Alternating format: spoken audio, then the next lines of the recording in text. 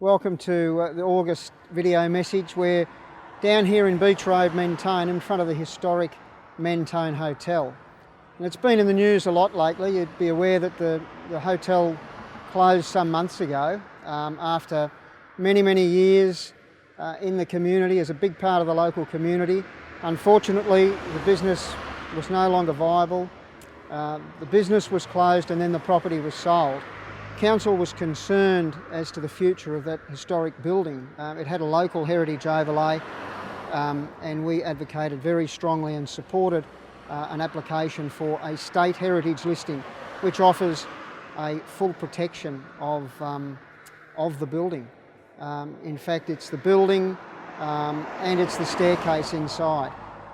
What was really pleasing is the development company that has purchased the site is equally supportive of that heritage listing and intends to restore the hotel to its original condition. There's been a lot of community discussion about retaining it as a hotel, as an operating hotel.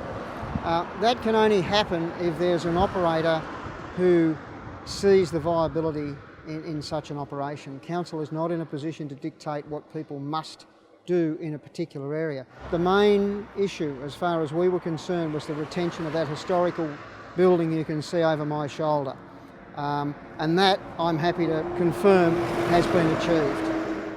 One of the issues that every councillor is asked about continually is planning. There's some real challenges in the planning space at the moment. We've got a growing population. I understand Victoria's population is growing by about 100,000 people year in, year out. Those people have to be housed.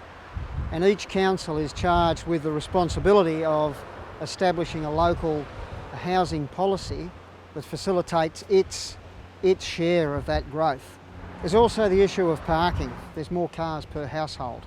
Adult members of the family living at home for longer, not moving out. Now that can be brought about by cost pressures, but whatever it is, there's more people in a confined area and there's a different demand for a different style of living. What we've done recently is we've tried to address some of the parking concerns by formulating a parking policy that will give preference to existing residents and will ensure that new developments must provide adequate parking on site for people who are intending to live in that development.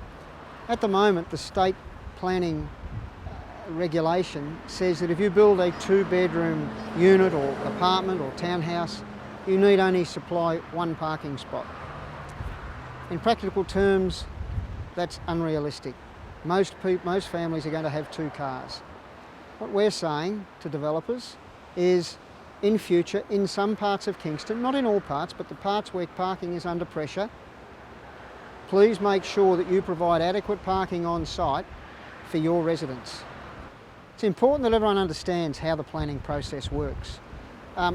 People have said to me, you can just refuse every development that's put before council. We can't do that. We've got an obligation to allow growth into Kingston in a measured and considered way, and we do it according to our local laws and state planning regulation. If we were to knock back everything that came our way just because somebody didn't like it, we would have cases at VCAT, we would have mayhem. There are certain things that we have control over and we will control in the interests of the broader community. What our role as a council is to ensure that their amenity is not lost in that change. Well, we've covered a fair bit today. I hope you've got something out of it. It's an important and complex issue. Planning is something that, for most of us, it doesn't affect us until the person around the corner or the person next door or across the road decides to do something different to the house in which they live, and then it impacts on us. I would encourage you to get involved in the development process. Talk to your local councillors, talk to our planning department. We're here to help, we're here to explain, and we have to explain it in the context of our local laws and our state laws, the state planning regulations under which we act. That's all for this month. As I say, feel free to get in contact. Look forward to hearing from you. All the best.